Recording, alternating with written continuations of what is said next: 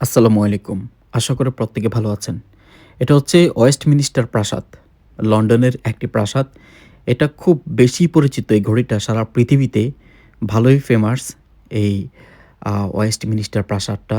তো এটাকে ঘিরে মানি হাজার মানুষের ছবি তোলা বা রহস্য ঘেরার কোনো শেষ নাই। কি কারুকাজ, কি নিখুঁতভাবে কারুকাজ করেছেন এটা দিয়ে। এটা আসলে মানি কোনো ব্যাখ্যা থাকে না, এত নিখুঁতভাবে কারুকাজ করেছেন।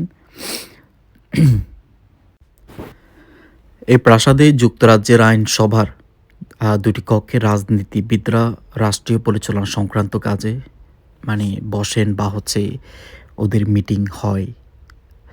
এটা লন্ডনের অধীনে টেমস নদীর তীরে উত্তর কূল ঘেঁষে এই প্রাসাদটি অবস্থিত। এ প্রাসাদ পৃথিবীর বৃহত্তম আইনসভা তথা সংসদ হিসেবে স্বীকৃত। প্রাসাদের নকশা অত্যন্ত জটিল।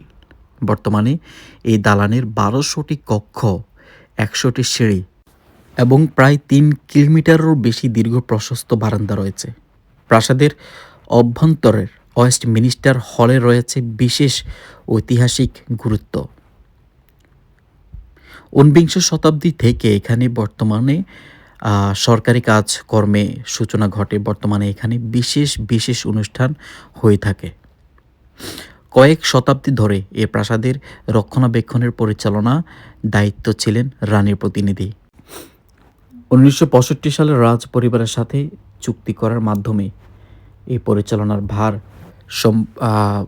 আইনসভার ২ কক্ষের কাছে সম্পন্ন করা হয়।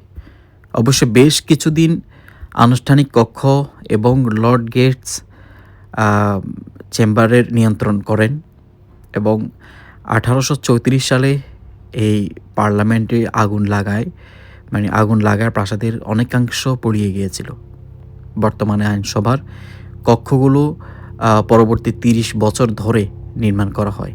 বুঝতে পারছেন আসলে মানে এমন এক পার্লামেন্ট ওরা এত বছর ধরে এটার আসলে আ যে একটা রিপেয়ারিং কাজ করেছেন ৩০ বছরে আপনি বিশাল পার্লামেন্ট তৈরি করতে পারবেন। সামান্য এটা তাও ১৮৩৪ সালে আগুন লাগাতেই প্রাসাদে কি অনেকাংশেই পুড়ে গেছে। যাই হোক তারপরও ৩০ বছর ধরে এই নির্মাণ কাজ সম্পূর্ণ হয়।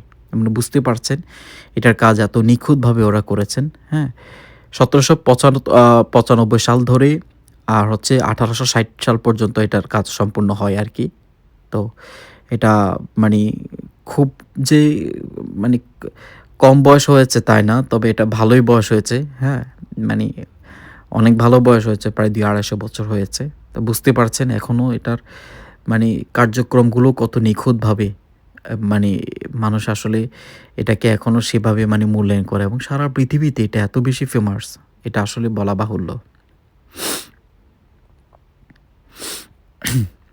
এবং ১৮১২ সাল ধরে ১৮৫২ সালে ওয়েস্টমিনিস্টার হল সন্নিহিত এটা একটা সেন্ট স্টিভেন্স এক ধরনের একটা বালি আরকি, হ্যাঁ? চ্যাপেলের নকশা এই মানি পুনর্নির্মাণের কাজ সম্পূর্ণ হয় আরকি।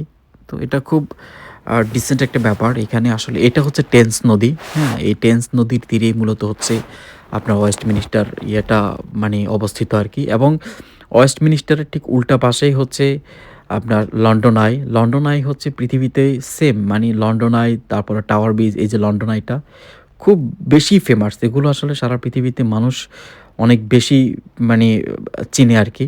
তো এটা আসলে লন লন্ডনের ইতিহাস আসলে খুব নিখুঁত ইতিহাস। এটা আসলে পৃথিবীতে ১৯০০ শতাব্দীতে পৃথিবীর সবচাইতে বৃহত্তম মানে ইয়া শহর হিসেবে, হ্যাঁ? এবং প্রভাবশালী শহর হিসেবে ছিল হচ্ছে লন্ডন এবং এখনও হচ্ছে আপনার ইউরোপের মধ্যে সবচাইতে বৃহত্তম শহর হিসেবে আছে হচ্ছে আপনার লন্ডন, হ্যাঁ? যদিও এখন সবচেয়ে বড় শহর আই থিংক টোকিও হইতে পারে। যাই হোক তারপরও এখনও ইউরোপের মধ্যে সবচাইতে বৃহত্তম শহর হচ্ছে লন্ডন। তো লন্ডনের আসলে ইতিহাস অনেক বিশাল। এরা আসলে পৃথিবী শাসন করেছে। পৃথিবীর অনেক দামি দেশগুলো শাসন করেছেন বহু শত বছর, প্রায় ২০০ বছর শাসন করেছেন।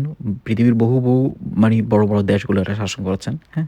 আর লন্ডন আইয়ের আসলে মানে কথা তো বলে শেষ করা যাবে না। এটা আসলে কোনো বিশেষ অকেশন এলে আসলেই তখন বোঝা যায় লন্ডন আইয়ের আসলে সৌন্দর্য কতটা মানে এটা কতটা সুন্দর বা এটা কিভাবে ফুটিয়ে তোলে ওরা। এটা আসলে এটা কোনো ব্যাখ্যা থাকে না। বা এই পুরো রাউন্ডটা আপনাকে ঘোরাবে ওরা। একদম ১ ঘন্টার মধ্যে আপনি পুরো লন্ডন আইটা মানে এই লন্ডন আই হচ্ছে গোলচাক্কা আই আরকি মূলত। তো এটা আপনি ভালো করে ঘুরে, হ্যাঁ? পুরো মানে দেশের পুরো মানে ওই সিটির আশেপাশে অনেক কিছু আপনি ক্যাচ করতে পারবেন আরকি। এটা জাস্ট মানুষ খুব শখ করেই ঘুরে। যদিও খুব মানে বিরক্তিকর একটা ব্যাপার। কারণ ১ ঘন্টা আপনি এখানে বসে আপনার অনেক বোরিং লাগবে। যদিও হ্যাঁ, টাকাও ভালো নেয়। ৳৫০ ৳৫০ করে নেয়। তারপরেও আ এটা জাস্ট একটা মানি হবি আরকি যে আমি ওইখানে গিয়ে মানে এটাকে আমি